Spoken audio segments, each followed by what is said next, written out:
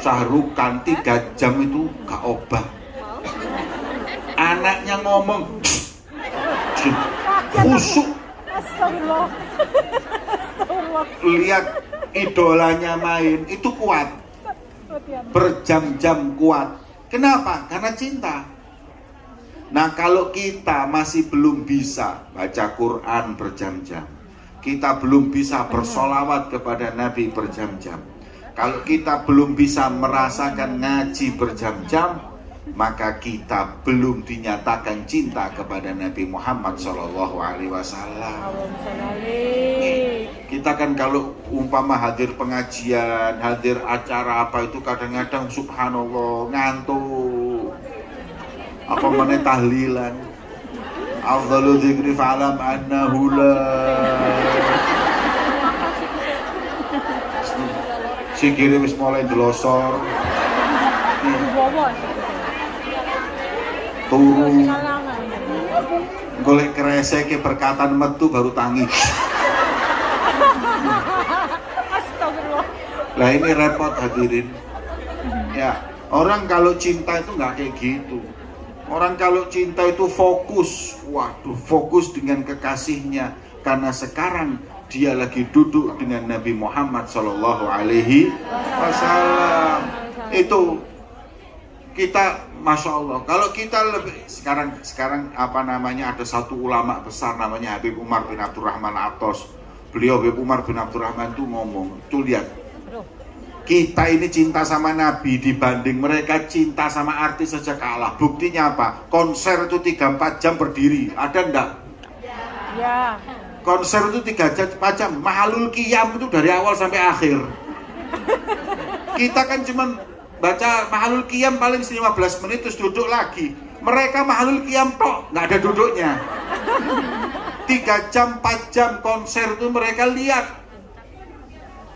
Lihat acara K-pop itu, acara apapun yang namanya artis itu berdiri joget-joget itu 3-4 jam kuat. Lah kita ini ya Allah hadirin, cuman sebentar tok berdiri terus duduk lagi. Kadang-kadang kalau kelamaan Qiyam aja ngamuk-ngamuk, ya Allah, kalau perasaannya belas wong itu.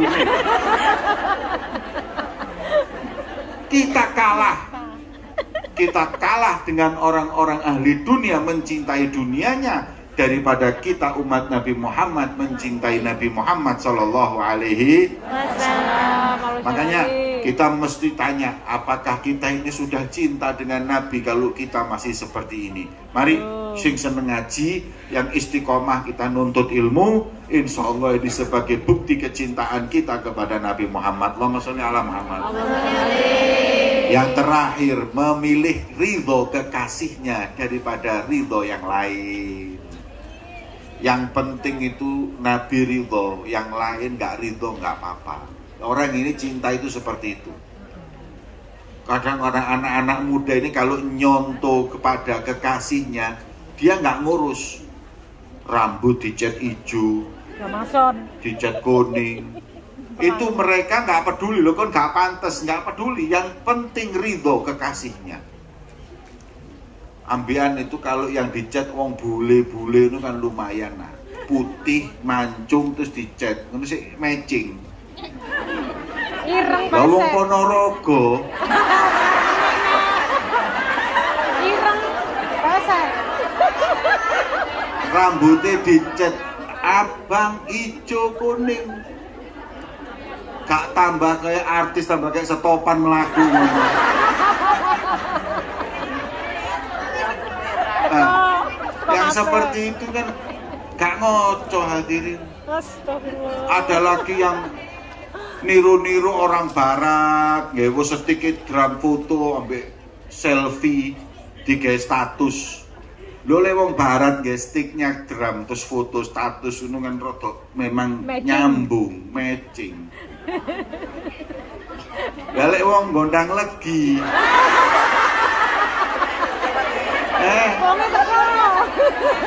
Selfie dengan stick drum. Sing yang di bawahnya itu yang komen, Mas pangsite piroan. Kayak dodol pangsit. Hadirin yang dimuliakan oleh Allah. Allah. Kita itu mau apapun, baju kita mau keluar dari rumah itu ditanya, Nabi ridho nggak dengan baju saya? Itu aja. Apakah Nabi ridho dengan baju yang saya pakai ini ridho atau tidak? Apakah Nabi ridho dengan saya membuat acara ini atau tidak? Orang-orang dulu itu kalau mau apa-apa itu semua itu dikembalikan sama Nabi. Kira-kira Nabi ridho atau tidak?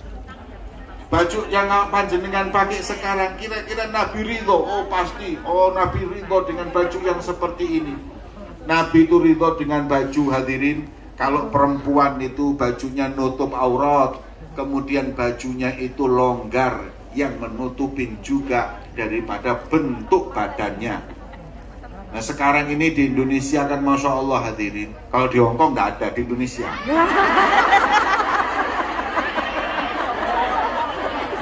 Jilbabe rawapet, kelambine ya rawapet, bajunya itu bahan kaos. Pating mencotot. Ngapunten nggih. Saya bingung sama orang-orang itu buat apa jilbaban tapi bajunya itu kelihatan semua. Dulu sahabatnya Nabi itu, istri-istri mereka atau sahabat perempuan itu kalau berdiri nggak kelihatan mana depan mana belakangnya. Kenapa? Karena bajunya longgar. Lah kalau sekarang jilbabnya Masya Allah, tapi bajunya Masya Allah. Astagfirullah. Kalau dulu nggak kelihatan mana depan mana belakang, sekarang kelihatan depan belakang, dalamnya kelihatan.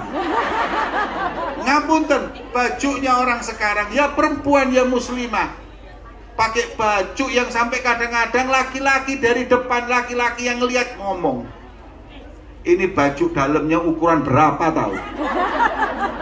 Kenapa? Ya karena mereka nggak nutup aurat beneran, hadirin. Apa kira-kira yang seperti itu diridhoi oleh Nabi Muhammad SAW? Enggak. Nah makanya orang kalau cinta itu enggak gitu. Mau keluar rumah dilihat baju saya diridhoi enggak sama Rasulullah.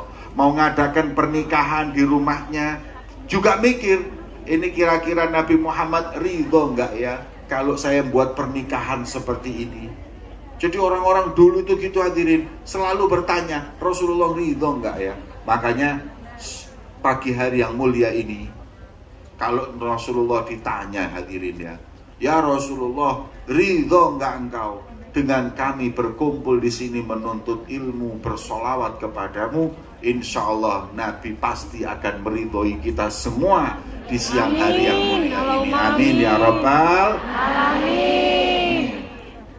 Sing gak diridhani Kanjeng Nabi itu kalau kita kepak kumpul di pak pak Victoria Pak. Apa ini? Taman apa ya? Depannya hotel saya tadi dulu. Victoria. Victoria Park, duduk ngerasani wong lah iku Kak. Makanya saya itu dulu itu alhamdulillah ada corona itu alhamdulillah. Gara-gara corona itu kan Berkah. banyak dosa-dosa yang berkurang. Nggih. Gara-gara maskeran itu kan ngerasani jadi berkurang. Makanya saya berharap masker itu sudah nggak perlu dicopot, ini perlu dijahit. Khususnya buat ibu-ibu ini dosa paling banyak dari lisan. Kalau bapak-bapak itu dosa terbanyak dari mata. Meripati itu rodok. Gak iso ketok sing bening-bening itu gak iso. Celorot-celorot. Nggih. Jelalatan iku wong lanang. Makane wong lanang iku lek gawe masker mending ndek moto. Iku luwih selamat. Kalau ibu-ibu masker memang perlu di lisan. Kenapa? Ngurangi ngerasani wong, ngurangin ghibah. Masya Allah, kadang-kadang ibu-ibu nih kalau nganter anak ke TPQ, anak ngaji sih oleh sak lembar, ibu-ibu ngerasani oleh petang jus. Lah makanya gara-gara corona mereka pakai masker. Gara-gara masker udah ngerasani males kok gak enak sih ngerasani. Makanya saya berharap kalau bisa masker nggak usah dicopot, tidur pun pakai masker. Hadirin yang dimuliakan oleh Allah, ridhonya Nabi Itu nomor satu. Kalau Nabi rela, apapun kita lakukan. Baju kita tanya, Nabi rela atau tidak. Mau ngawinkan anak atau kita ini hadir pernikahan, juga kita tanya sama Nabi, kira-kira rela nggak pernikahan seperti ini? Pernikahan kadang-kadang ngundang penyanyi-penyanyi elektron, kelambi nggak karu-karuan, nggak disawer. Nih, la haula wala quwata illa billah. Kita mau anak kita sakinah mawaddah warahmah, tapi ketika kita nikahkan, kita undang orang-orang yang nggak diridhoi Allah dan nggak diridhoi Nabi Muhammad SAW. Maka yang seperti itu kita nggak akan pernah mampu mendapatkan ridho Nabi Muhammad SAW. Jadi hadirin yang dimuliakan oleh Allah, kalau kita cinta sama Nabi, kata Rasulullah, buktinya 3. Dulu kan perintah Nabi, yang betah duduk sama Nabi, pilih ridho Nabi, ini baru kita dinyatakan cinta kepada Nabi Muhammad Sallallahu Alaihi Wasallam. Hadirin, maka itu, ayo, Rasul Sallallahu Alaihi Wasallam sudah berupaya begitu maksimal menyelamatkan kita semua di dunia sampai akhirat. Maka bagaimana kita nggak mencintai beliau Rasulullah Sallallahu Alaihi Wasallam? Nabi itu datang di dunia ini, hadirin, membawa misi yang begitu besar, merubah dunia yang gelap jadi terang benderang bersama Nabi Muhammad. Dulu nih hadirin, umat ini dulu jahiliyah. Kata Allah dalam Al-Quran, jahiliyahnya dalam 4 hal. Yang pertama, jahiliyah, dhonnul jahiliyah, fanatik kayak wong jahiliyah. Kita eling no sampean. Boleh kita itu punya majelis, boleh kita punya partai, tapi kalau fanatik dengan majelis dan partai itu berarti jahiliyah. Ada orang punya majelis kayak ogomo, duduk sama majelis yang lain nggak bisa, ini berarti jahiliyah. Kenapa? Semua majelis punyanya Nabi Muhammad. Kenapa kita kok fanatik? 1. Partai juga gitu. Sampean yang mau pilih 01 monggo, mau pilih 02 monggo. Kalau sekarang ada 303 monggo, silahkan. Fanatik jahiliyah. Apa 303? Ingat kemarin 2019, gara-gara beda pilihan, tetangga saya besanan batal. Mungkin yang ini 01, ini 02. Akhirnya mau besanan, ketahuan pilihannya beda, batal. Setelah batal, gak taunya yang ini jadi presiden, yang ini jadi menteri, bagi-bagi jatah. Yang wis batal ini mau balik lagi ya izin. Ya ini fanatik kayak gini nih dibuang, gak ada manfaatnya. Di Madura sampai Carok, orang Carok mati, setelah mati delok wong-wong rangkulan, getun iki mati mang. Ya Allah, apa aku belani sampai mati. Makanya sekarang juga begitu. Nanti ini 2024 sama. Sudahlah sama. Mereka itu semuanya satu rumpun, tinggal rebutan bagi-bagi. Wis, sampean yo tetep, siapapun yang menang yo tetep bagus. Terus kok jadi menteri ngono ah? Ono. Jangan percaya sama saya. Jangan berantem, jangan putus silaturahim gara-gara mereka. Mereka ini semua cari uang, cari jabatan. Kita mau dikorbankan, jangan.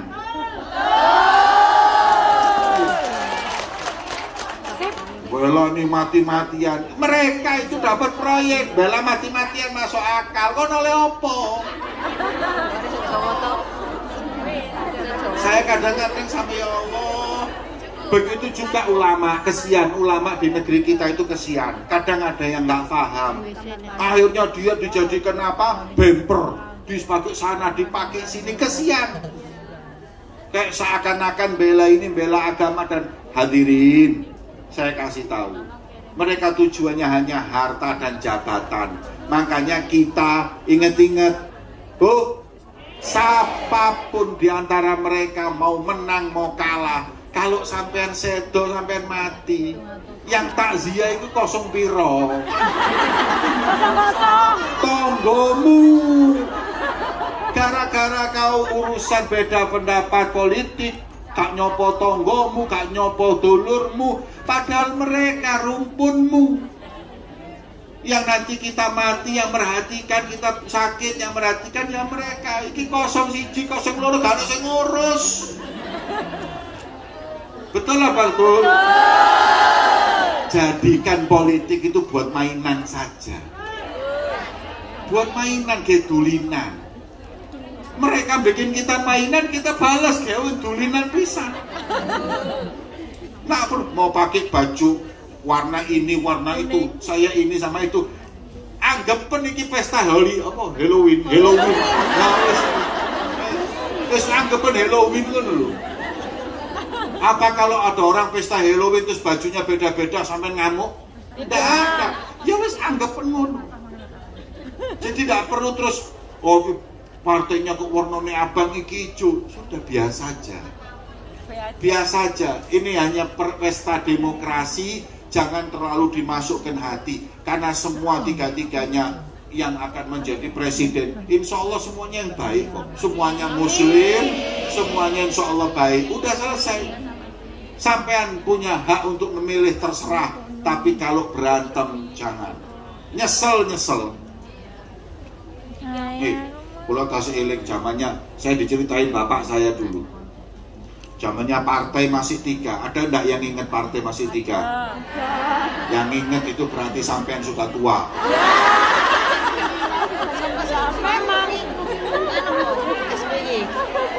Zaman dulu partai itu cuma 3. P3, Golkar, wis iku tok, gak ada Nasdem, gak ada partai Gerindra, istana kabeh. Dalil orang kalau nggak nyoblos Ka'bah, Quran disebutkan tempat yang pertama kali dibangun oleh Allah adalah Ka'bah. Maka barang siapa yang nggak nyoblos Ka'bah, imannya dipertanyakan. Ya apa coba kabarnya Ka'bah ini? Yang bingung nomor 2 iki apa dalile? Datang ke ulama, yai, ini Ka'bah ini pakai nama agama ya dicoblos. Lah saya gimana, saya kan juga muslim. Oh kan, dalil, dicarikan dalil di Quran. Dalilnya adalah firman Allah, merekalah wahai Rasulullah sahabat-sahabatmu yang membaiatmu di bawah pohon. Wah itu pohon beringin, berarti sahabat-sahabatmu itu Golkar kabeh. Ini dalil, ayo sampai lagi wong-wong. Orang harus nyoblos beringin. Kenapa? Karena mereka yang membaiat Nabi. Sing nomor 3 iki lho, Banteng bingung. Datang ke kiai, ngapunten kiai. Quran iku wonten dalile Banteng ngene. Karena kiai nyocok kuatir tak golekno dalil. Apa kiai? Quran itu surat yang paling panjang, Al-Baqarah. Al-Baqarah itu Banteng. Gak percaya dengan Al-Baqarah. Nah, semuanya mengambil ayat Quran untuk kepentingan politik, kepentingan kekuasaan. Nah, Nabi Muhammad itu hadirin datang ke sini dunia menghancurkan keyakinan fanatisme. Fanatik itu gak perlu. Nih, ini hamiyah ini bahaya. Jangan fanatik, kita sama-sama satu kelompoknya untuk kebaikan boleh, tapi kalau fanatik untuk kepentingannya atau fanatik merendahkan yang lain, ini kata Rasulullah, la fadla alal aswad wal abyad, putih hitam gak ada bedanya, bule, Cino, Jawa, Arab, India, gak ada bedanya kecuali takwa kepada Allah Subhanahu ini. Hadirin, pernah Bilal itu kan negro, tukaran sama Abu Dhar. Katanya Abu Dhar, oh ini negro kangen nyangkem. Langsung dilapor ke Nabi Muhammad, ya Rasulullah, tadi Abu Dhar berantem sama sama Bilal, katanya Yabna Sauda, anak wong negro. Oh iya, dipanggil oleh Rasulullah. Bilal, betul kau berkata seperti ini, betul. Kemudian Rasul mengatakan, fi kamru'un jahiliyah, gak taunya kamu masih punya sifatnya. Kan kita seperti itu. Makanya saya ingetin, umat Islam yang ada di mana? Di Hongkong ini, jangan kita terlalu fanatik, mau fanatik golongan, mau fanatik majelis, mau fanatik politik atau partai dan lain-lain. Semua jadikan itu sebab kita bersatu, bukan menjadi sebab kita cerai-berai, bermusuhan satu dengan yang lain. Karena Nabi melarang kita untuk fanatik, hamiyah jahiliyah. Semoga insya Allah kita semakin cinta karena Allah. Amin. Ini Nabi Muhammad datang itu orang-orang itu fanatik-fanatik, dihilangi dengan Kanjeng Nabi. Lah kalau kita kembali ya berarti jahiliyah lagi. Itu yang pertama. Yang kedua, ini Nabi Muhammad itu datang ke di dunia ini, ke waktu diutus oleh Allah di dunia ini, lihat orang-orang ini keyakinannya aneh-aneh. Ono sing wedi bulan Safar. Nih, bulan Suro. Safar itu bukan Suro, kalau Suro itu Muharram. Safar itu sebelum Safar. Kalau bilang Safar itu Safar, aslinya itu Safar. Safar itu sebelumnya Maulid. Muharram, Safar, Rabiul Awal. Orang Jawa itu paling takut sama Safar, sampai ngerabekno anak batal Safar. Ada nggak yang berani kawin bulan Safar? Nah, padahal Rasulullah nikahkan Fatimah bulan Safar. Karena apa? Rasulullah mengatakan la Safar wala hamah wala adwa. Jangan kalian takut, yakin sial bulan Safar, jangan. Nabi lu sampai ngomong gitu. Karena orang Arab dulu takut bulan Safar. Lah keyakinan ini masih dibawa sama orang Jawa. Orang Jawa ini kadang-kadang kalau bulan Safar takut. Ini musibah, ini balak. Mau nikah aja bulan Safar digagalkan, jangan Safar, nanti bulan nek gak mau pegatan kok. Hadirin, semua hari baik walaupun lebih baik ada. Tapi kalau hari sial tidak ada. Bulan masih Safar, nek jujur ya bulan Safar itu jarene apes. Jujur apes itu kayak kiai, kayak habaib. Sebab bulan Safar gak ada undangan belas. Sampai kita ini kiai habaib bulan Safar musuh kuru diet alami. Tapi bulan Maulid melembung kabeh wis. Takut. Saya mau tanya, kadang-kadang kita ini mau nikah mau apa, tanya sama orang, dihitung sih. Ingat gak dihitung? Weton iku dihitung. Oh kon rabi iki cocok nombo jenengmu sapa iki sapa didelok. Oh dihitung gini. Oh gak cocok kon. Kon kok gak iso gak duwe anak kon. Ini semuanya dzannul jahiliyah. Jangan, buang, tinggalkan. Nggak ada seperti itu. Rasulullah nggak ngajarin.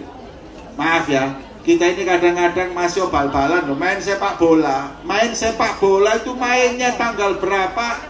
Jam berapa? Tanya dulu. Kiai, itu mencoba kapan menangi grup nih.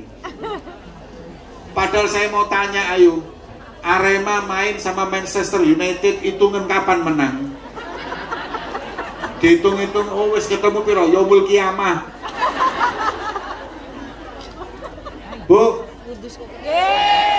Anda tahu nggak orang kaya? Mungkin di Hongkong ini ada orang kaya, kayak Jackie Chan lah, soge. Kalau di dunia ini orang kaya namanya siapa? Bill Gates. Bill Gates itu sampean tanya, Bill Gates, sampean melihara keris apa? Akikmu merek apa? Nang Gunung Kawi ping piro? Makanya orang itu hadirin, kalau mau kaya itu ikhtiar yang rasional. Jangan kalau mau kaya percaya kayak gitu-gitu. Iki lho mbok simpen rezekimu kok maru berlipat ganda. Wis gak mungkin. Kalau ada orang punya barang yang kalau disimpan bisa melipat gandakan harta, gak mungkin didol. Betul atau betul? Nggak mungkin, ini akeh ya sampean kalau pakai ini, wah rezekimu lancar. Ya karena saya ngedol, siapa sing ngate ngedol?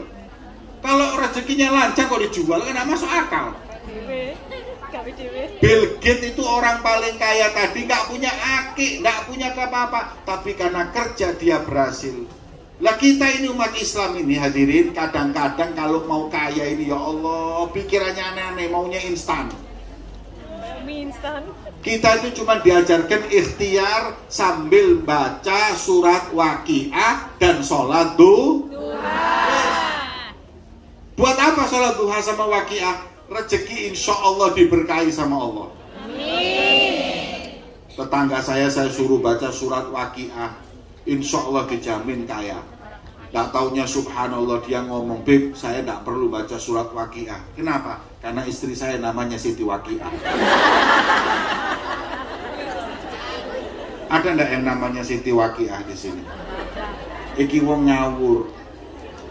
Kok nama kok Siti Waqiah? Saya tanya bojomu jenenge Siti Waqiah ngamukan apa gak? Nguamu lho, jenenge kiamat. Waqiah itu kiamat. Makanya nguamuk tok jenenge kiamat. Orang-orang Indonesia ini kadang-kadang kalau mau ngasih nama orang itu nggak dilihat dulu, pokoknya di Quran didelok di Google. Wes iku apik jenenge, terus kemudian dikasih nama. Saya pernah diundang ke Pasuruan satu kiai. Kiai niki Masya Allah, jadi ketika saya datang, Assalamualaikum Kiai, Waalaikumsalam, Al-Fatihah. Saya baca Fatihah selesai, Habib mau kopi atau teh? Saya minta teh aja. Al-Fatihah. Saya duduk, Kiai ngapunten nggih, saya mau pulang. Al-Fatihah. Iki opo sih Kiai mulai nang Fatihah tok. Ndak taunya pembantunya keluar bawa teh mengatakan, Al-Fatihah. Lek gete jok susu.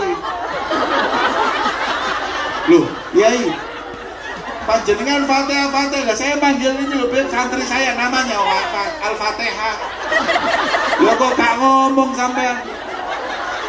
Saya sudah baca Fatihah berapa kali tadi. Oh maaf saya nggak tahu ya Allah ya. Kok gantian jenenge Kiai? Nggih pun deh sampean ganti Al-Baqarah. Tambah bawa bisa nih.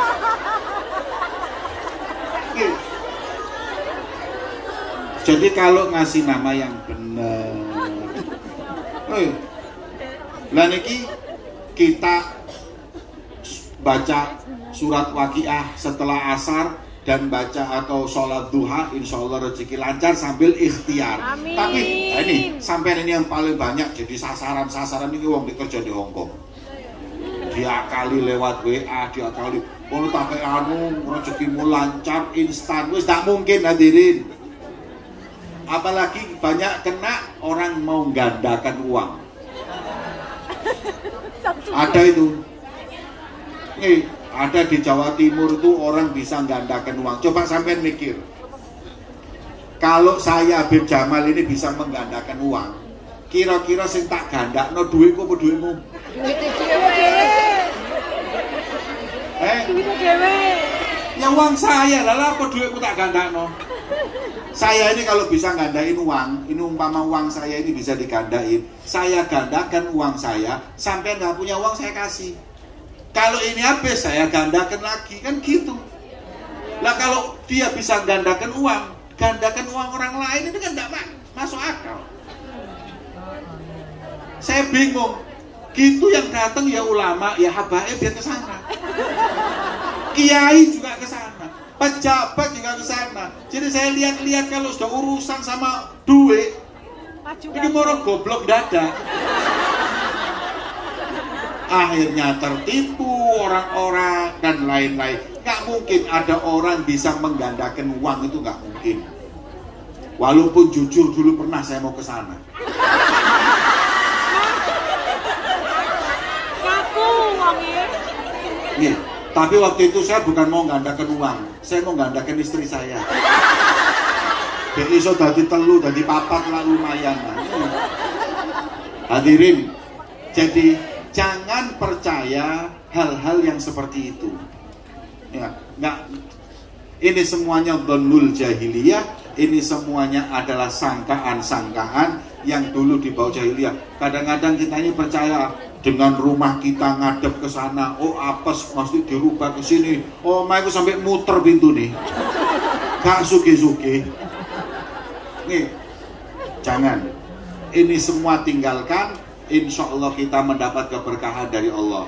Amin. Yang ketiga, Rasulullah datang, hukum itu jahiliyah. Afa hukmul jahiliyati yabghun. Hukum jahiliyah itu hukum apa? Hukum jahiliyah itu hukum yang berlaku buat orang miskin, yang kaya tidak.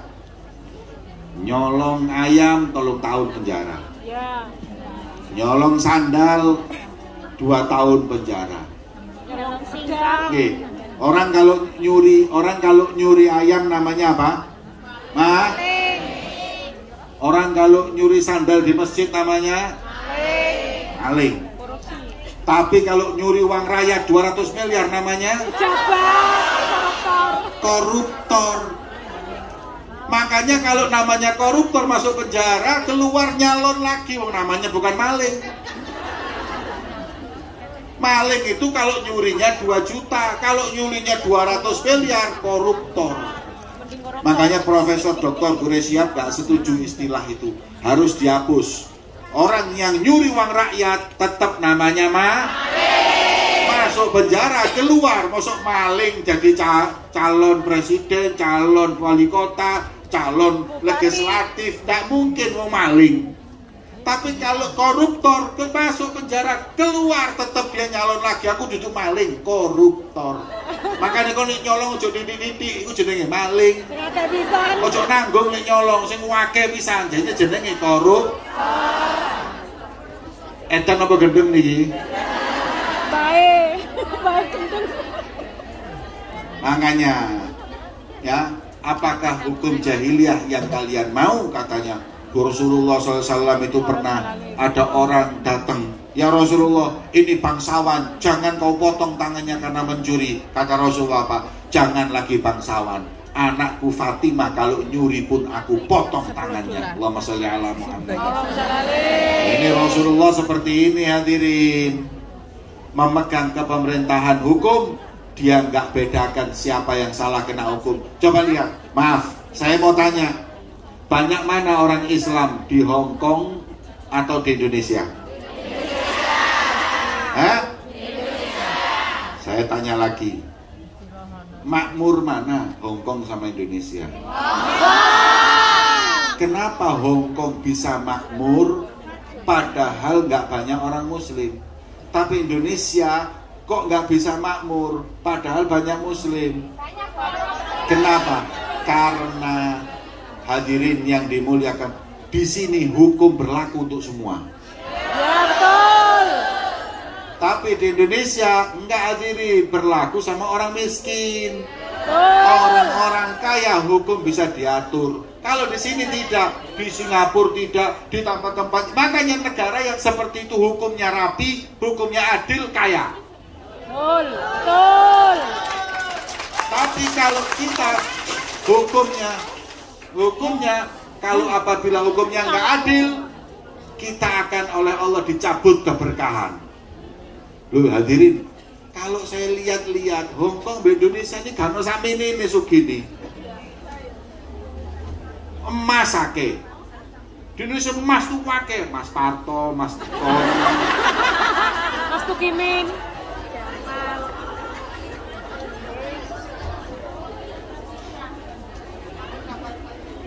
Ini. Makanya hadirin, saya kasih tahu, makanya kita doa sama Allah agar insya Allah hukum di negeri kita bukan hukum jahiliyah. Amin. Ya, berlaku untuk orang miskin, nggak berlaku untuk orang kaya atau bangsawan. Semoga Allah jadikan hukumnya hukum yang penuh berkah. Amin ya Rabbal. Terakhir, Rasulullah bersabda, Allah berfirman, jangan kau berbusana busana jahili. Busana jahiliyah itu apa? Kasiat ariat, bajunya tapi pakai baju tapi telanjang, minim, bajunya minim, Dan ini kadang-kadang wong-wong Indonesia kok ditiru. Saya ini heran, kita sudah pakai baju seperti ini bagusnya, seperti ini terhormatnya. Kita jangan niru hadirin. Orang-orang yang baju-bajunya itu mereka seperti bajunya jahiliyah. Apa baju jahiliyah? Pakai baju tapi telanjang, alias bajunya minim-minim. Coba sampean lihat kadang-kadang orang-orang yang pakai baju akan tetapi membuka semua ya badannya hingga nggak punya rasa malu. Ini seperti orang manusia purba. Manusia dulu kan kutangan becolonoan doa. Tambah maju kenal baju, kenal baju, kenal baju, tambah tertutup. Makanya orang tambah maju tambah tertutup. Lah kalau ini tambah maju tambah terbuka, berarti dia nggak maju, dia dekat manusia purba. Lah sampean ini yang modern, ini kayak sampean. Ini baru modern. Yang buka-bukaan itu nggak modern, justru mirip manusia purba. Di barat ada orang non-muslim, dokter perempuan pinter tapi pakai cadar. Ditanya sampai ini Islam, bukan. Lah kok pakai cadar? Saya cuma mikir, zaman itu tambah maju, baju tambah tertutup. Semakin sempurna, semakin tertutup. Kalau terbuka, kembali lagi ke zaman purba. Makanya setiap orang yang semakin tertutup, semakin maju, semakin terbuka, semakin purba. Napa malih wis purba, celonone cekak, kaos kutange bapake digawe, wireng maneh, rambutnya keriting, numpak sepeda motor Mio. Daftarno nang di kebun binatang Wonokromo. Hadirin, jangan kalian itu berbusana-busana jahili. Saya itu istri saya pakai cadar. Saya ke Australia diundang acara di sana di Australia. Ada seorang wanita, kan saya masuk toko, lihat-lihat di mall. Ada satu orang lihat baju istri saya. Orang yang toko tadi itu megang bajunya istri saya sambil mengatakan, nice dress. Oh kok nice dress itu apa? Mandi api, rok api, rokmu api.